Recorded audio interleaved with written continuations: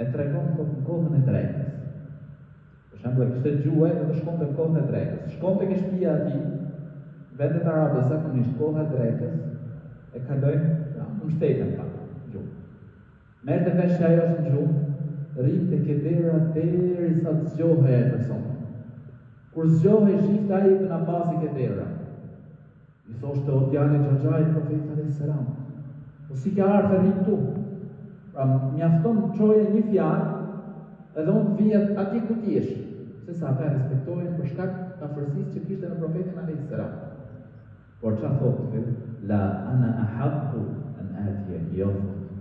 Unë thotë, pra ti meriton që unë të të vijë tek ti. Se për kërkimin e diturisë, për më mësuar prej tij.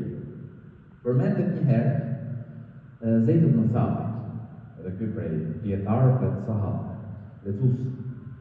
Përmendet se ky hipin kafshën e tij. Shkon Ibn Abbasi dhe i kap frerët, pra duke shoqëruar. Ai thotë, jo, mos e bëj thotë o djali i Xhaxhait profetit alayhis salam, mos e bëj këtë gjë. Tha jo, kështu thotë jemi urdhëruar se të veprojmë me dietarët